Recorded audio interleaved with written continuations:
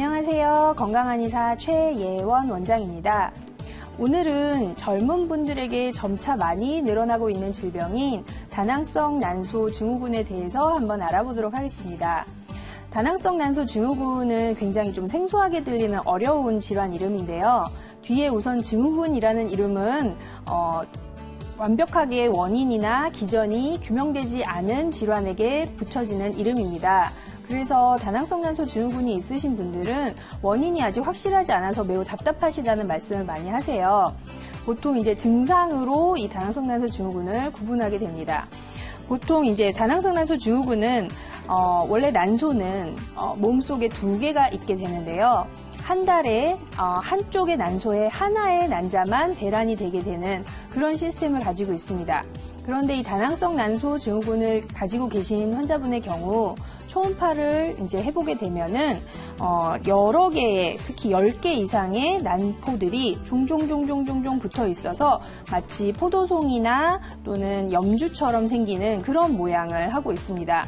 이렇게 되다 보니 한 달에 한 개의 난자가 배란이 잘 되지가 않게 되고 배란 장애를 일으켜서 생리불순을 일으키는 그런 질환입니다.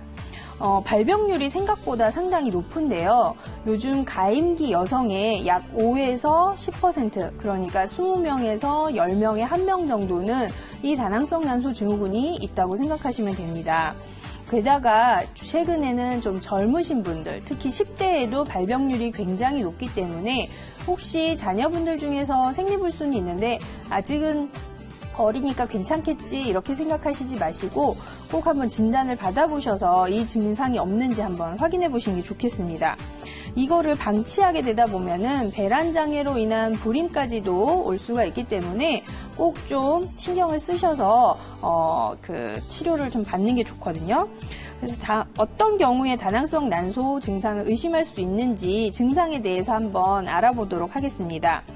우선은 가장 이제 다낭성 난소에서 많이 생기는 것이 배란 장애로 인한 생리불순입니다. 그러니까 생리가 띄엄띄엄 오기도 한다거나 아니면 몇 달씩 오지 않는 이런 증상들을 가장 먼저 보이게 되지요. 환자의 이 다낭성 난소 환자의 60에서 80% 정도가 이 생리불순을 가지고 있습니다. 다시 말해서 20% 정도의 환자분은 생리를 하고 있는 경우도 있다고 봅니다. 그런 경우에는 실제로 난소를 보면 배란은 되지 않지만 배란이 안 되고 무배란성 월경을 하고 있는 경우입니다.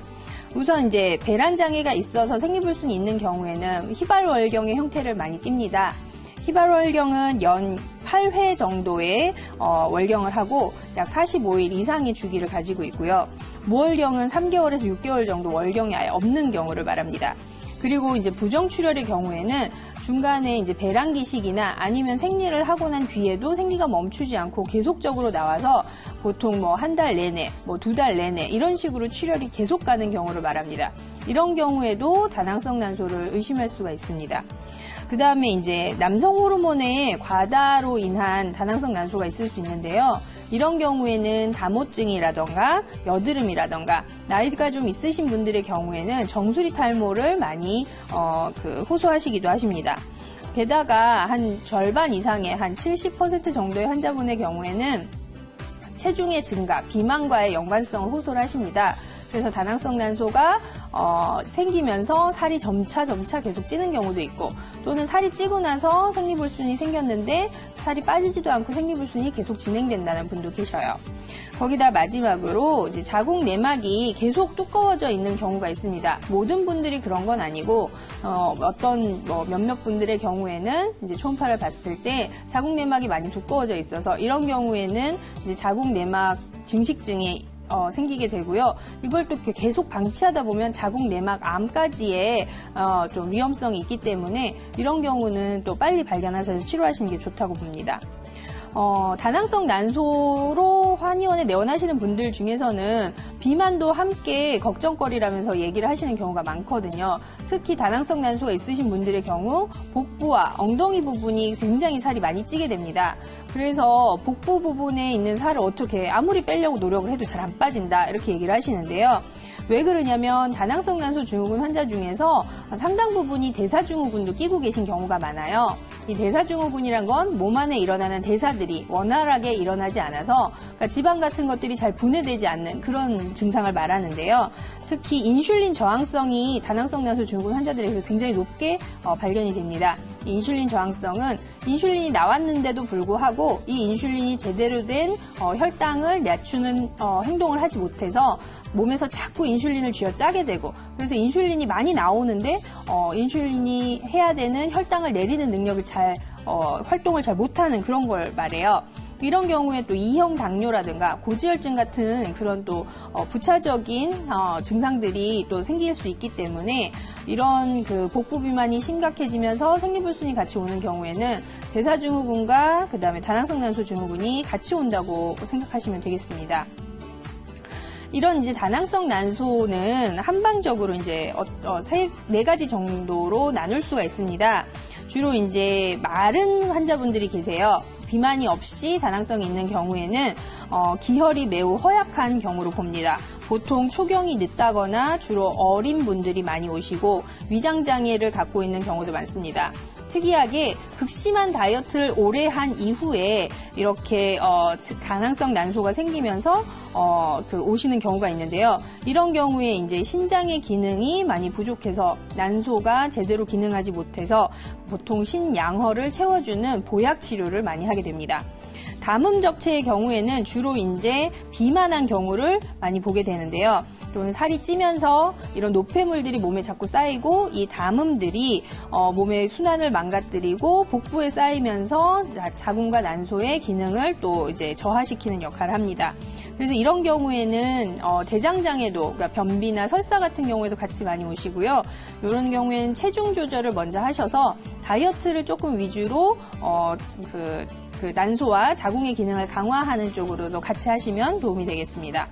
그 다음에 이제 스트레스성 다낭성 난소는 간기 울결, 간이 기운이 울체되면서 생기는 건데요. 보통 이제 고3이라던가 또는 뭐 급작스러운 이직이라던가 어떤 그런 강렬한 스트레스가 있었을 때 순간적으로 이제 여성 호르몬의 주기가 깨어지면서 생기는 현상입니다. 그래서 갑작스럽게 오는 다낭성 난소 증후군, 그러니까 잘 하다가 어느 날 갑자기 생리가 잘 안 나오고 2달에 한 번, 석 달에 한 번 와요 하는 경우가 되겠습니다.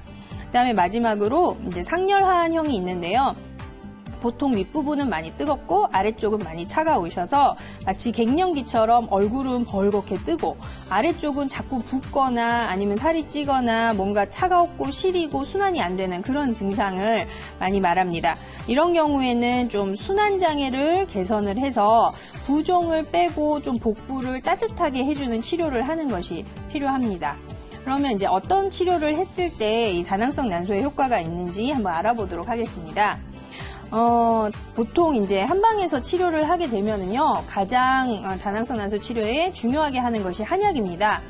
이게 호르몬의 변화가 잘 안 일어나는 증상이다 보니 결국에는 내부의 오장육부의 순환과 흐름을 원활하게 해서 호르몬이 정상적으로 잘 나오게 하는 데에 목표가 있습니다. 보통 이제 금괴신기한이나 계지복령한이나 조경종옥탕 같은 그런 처방들을 많이 사용하게 됩니다. 그 이외에 이제 침이나 하복부를 따뜻하게 하는 뜸, 그 다음에 자하거 약침 같은 것도 많이 쓰고요.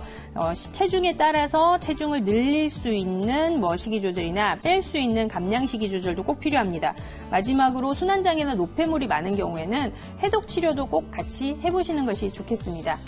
이상으로 다낭성 난소 증후군에 대해서 알아보았습니다. 감사합니다.